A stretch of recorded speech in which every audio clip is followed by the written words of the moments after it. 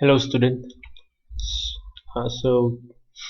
In this tutorial what I will be teaching you is how to model using the edge shift drag technique. Alright, so this technique is very useful if you want to model something that is more organic, more something more with a fluid curve. Alright, for example like a aerodynamic car chassis, or a mouse, right? A computer mouse. And how you model it is something right like this. First, you can either start with any of this primitive object, or you can start with a plane. All right. Let me just drag this to make it a double layer. All right. So what I'm going to do is I'm going to start with a plane, and with this modeling also, what I'm going to combine is I'm going to combine using the symmetry modifier, so that I only need to model one side of the 3D object that I want to model. So I want to create a plane right somewhere in the middle here, and I'm going to move it somewhere in the center.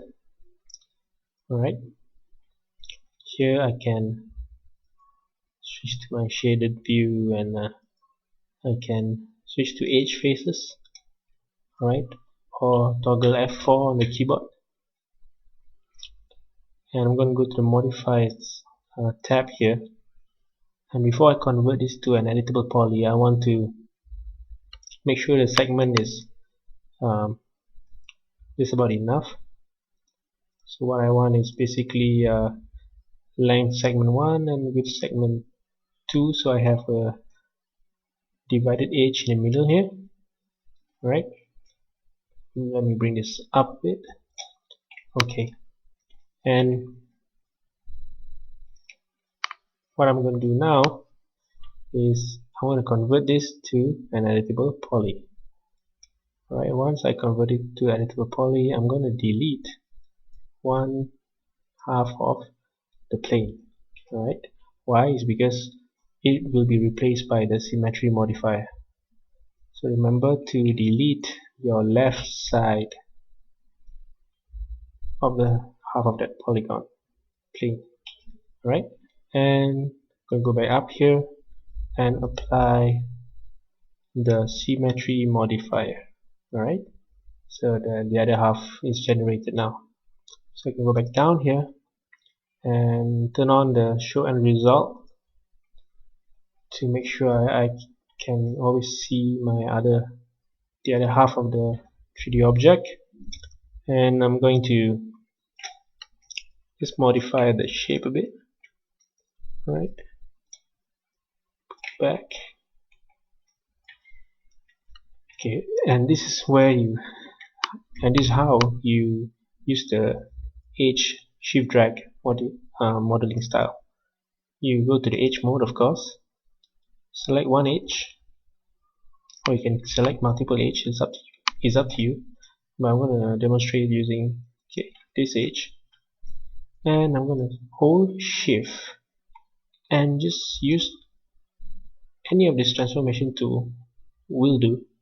But for this one, I'm going to use a move transformation and just hold shift and drag it to the side. You see what happened? It create an extension of another polygon adjacent to the edge that I selected. Alright, and depending on where I move it, so I do it again, hold shift, drag it to the side. I can do this as many times as I want. Alright,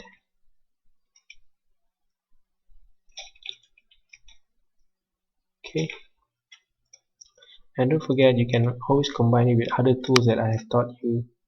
For example, the chamfer tool, the edge connect, the target weld, right? So the combination is very flexible here. So let's say I have modeled this up, So I'm gonna use, alright, just want to extrude this.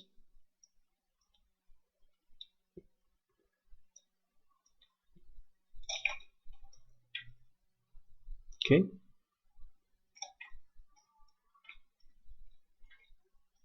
and I can basically select this edge, hold shift, make sure I move it according to where I want it. Alright. Okay, here's the thing. What I want to do now is I want to basically combine this two together. So I can basically use target weld over here. Okay, activate the target weld tool, select one of the edge, and when you click on it, there will be a rubber band showing which edge you want it to connect, you want it to combine. So select the second one and click on it. Alright, it will combine to become as one. So now here I'm going to show you how you can use the edge shift drag technique with the scale transformation tool. Let me just turn this off for a while. Okay, I'm going to select and hold control and pick these edges around it, or I can click on loop, or loop won't do it. So I just need to manually select the edges around it. Alright, and I'm going to put my mouse at the center here so that the creation of the new polygon will be at the center of it. So hold shift and click and drag. You see what happened? It create a whole new loop of it. Shift and drag again. Right. Let me change the color of the object here so it'll be more clearer. Right. Then I can use move and shift and drag just to put it inside a bit if I want to. Alright. Right. Okay. So once I'm done here, remember, see, on my symmetry, so I have this looking a bit of like a cobra head like object here, right? Remember, see, on my turbo smooth on top of it, or before I apply turbo smooth on top of it, when you look at the model here, it is just a plane, right? Very flat plane. There's no thickness to it. So how do we quickly add thickness to this 3D object? There's a quicker way to do it in 3D Max, by adding another modifier on top of symmetry, right? Which is called shell modifier. So add a shell modifier on top of symmetry, and you see that automatically it has a little bit of thickness here. Due to the outer amount is set by default to 1, you can actually increase it. Just click and drag the arrow key here, right? Threshold here, and you see it grows. But what I want is I don't want it to grow outwards. So I'm gonna put this to 0, and I'm gonna increase the inner amount instead, so it grows inside. Alright? And at the same time, I can also add segments here. See, it adds this segment. Maybe I put 2. Alright? Okay? So segment 3. This will reinforce the hard edges on it. So now I can apply a turbo smooth